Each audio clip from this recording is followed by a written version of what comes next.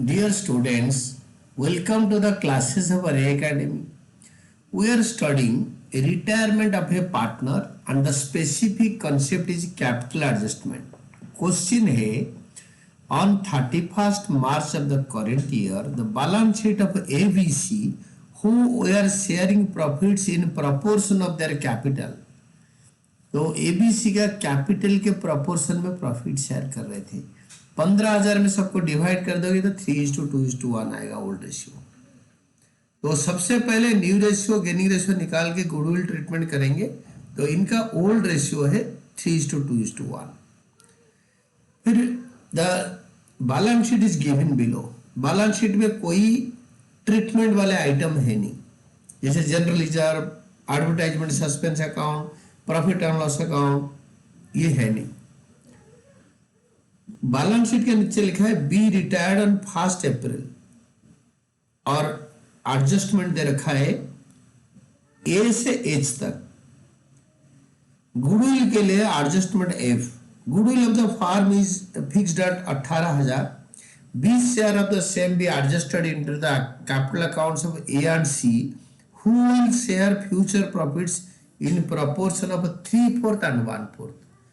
ए और सी 3/4 1/4 शेयर करेंगे. ये दे रखा है और ये भी दे रखा है. Gaining ratio new minus old. S gain new minus old that is 6/24. C's gain 1/4 minus 1/6 is equal to 2/6. तो 6:2 रेशियो में यानी 3:1 में शेयर करेंगे. Therefore, gaining ratio of A is to C is equal to 3:1. Next one is treatment for goodwill. Goodwill के लिए treatment करो. Goodwill of the firm is well fixed at 18,000. B का share है 2/6 निकालो. B का share goodwill का 6,000. ये 6,000 को A और C 3:1 में बियर करेंगे. A will transfer for goodwill to B 3/4 of 6,000. C will transfer to B 6,000 का 1/4. तो 4,500 and 1,500. AC to B, AC to B, AC to B. Condition for goodwill treatment AC to B.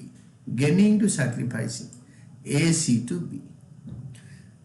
आप क्या करो ना, last line में लिखा है prepare capital accounts of partners and the balance sheet of the firm of A and C.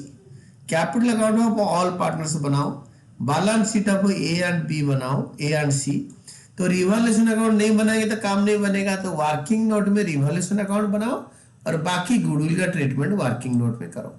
Capital account में by balance breakdown लिखो, balance sheet को एज इट इज उतारो. जो रिटायर कर रहा है उसका लोन अकाउंट लिख दो, 20 लोन अकाउंट अलग सा.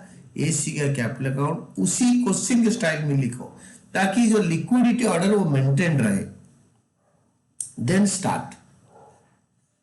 सबसे पहले आपका गुडविल एडजस्टमेंट. गुडविल का एडजस्टमेंट होगा A's capital C's capital to B's capital. A's capital account debited, C's capital account debited to B's capital account. तो बीस कैपिटल अकाउंट ए और सी में और बाय ए सी करके बी का कैपिटल अकाउंट में ए सी टू बी. तो this is all about your goodwill adjustment. ये देखो गुडविल का एडजस्टमेंट. नेक्स्ट वन इज आपके क्वेश्चन का पॉइंट्स.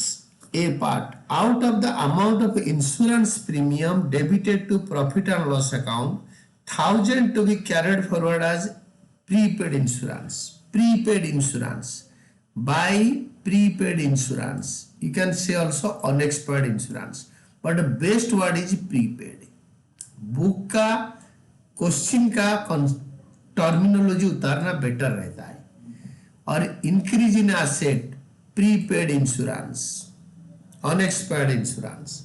तुरंत इंक्रीज इन एसेट रिवॉल्यूशन के डेबिट में लिखो. एडजस्टमेंट ए हो गया. B free hold premises be appreciated by 10%. Free hold premises का वैल्यू का एक जीरो कम करके लिख दो 10%.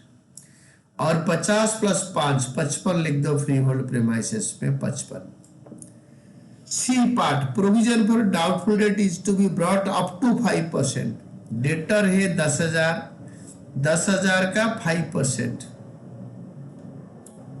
10,000 का 5% 500, पहले था 200, इंक्रीज हो गया 300, इंक्रीज इन लाइबिलिटी रिवॉल्यूशन के 2 में लिखो और माइनस करके बाहर लिखो 9,500, that is the final answer. Then next one is final answer के बाद machinery to be reduced by 5%, machinery का 5% डिक्रीज इन एसेट में लिखो और 5% माइनस करके मशीनरी में लिखो 22,800। Then liability for workmen compensation to the extent of 1500 would be created, 1500 workmen compensation liability, increase in liability revaluation के 2 में आएगा, 2 workmen compensation liability, remember there is no workmen compensation fund in the balance sheet, this is simply a liability, workmen compensation liability को revaluation के 2 में लिखो और increase in liability balance sheet के liability side में लिखो। देन गुडविल हो गया, रिवॉल्यूशन अकाउंट इज कंप्लीट और कुछ बचता नहीं है, तो आप रिवॉल्यूशन को टोटल करो, क्रेडिट साइड बड़ा है तो देयर विल बी प्रॉफिट, तो इसको डेबिट साइड में लिखो। देन इससे आप माइनस कर दो 3,000, तो आपके 3,000 बचेगा profit. To capital accounts profit on revaluation transfer in old ratio of A is to B is to C, 3 is to 2 is to 1, A का 3,000 का 3/6, 2/6, 1/6, 3 is to 2 is to 1, तो ये तीनों को कैपिटल अकाउंट में लिखो बाय रिवॉल्यूशन अकाउंट 1500, 1,500।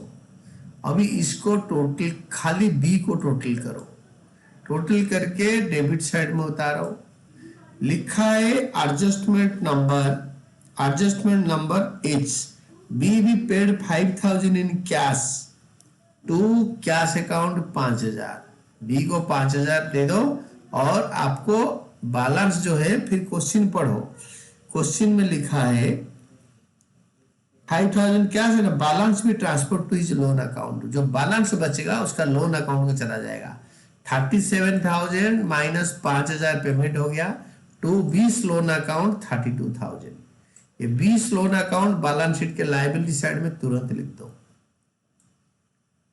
देन ए और सी को टोटल करो, इसे इसको डेबिट साइड में ट्रांसफर करो, डिफरेंस निकालो, to balance C D will be by balance B D.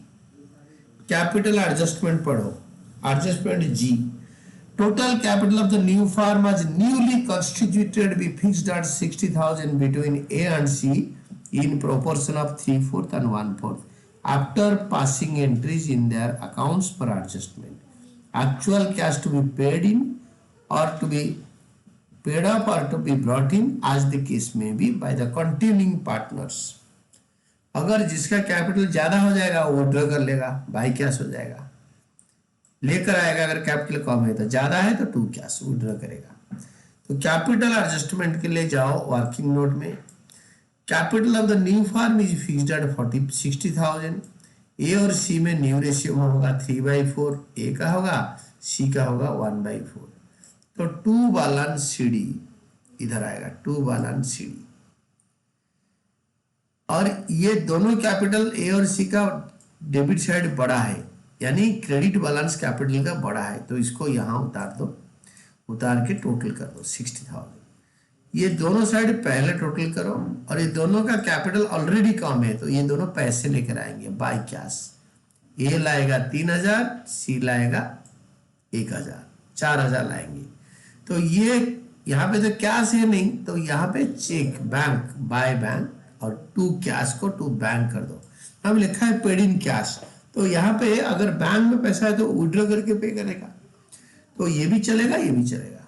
तो अभी आपके जो बैंक बैलेंस है, अब क्वेश्चन में बैंक बैलेंस है 13,000, तो 13,000 से क्लोजिंग बैंक बैलेंस कैसे हिसाब लगाओगे, 13,000 था माइनस 5,000, दिस इज माइनस 5,000, और ये 3,000 लाएगा प्लस 3,000, ये 1,000 लाएगा प्लस 1,000, तो new bank balance will be 12,000, जो कि इस बैंक बैलेंस को यहां लिखोगे 12,000। देखो this new balance will appear here. बाकी सब कुछ हो गया।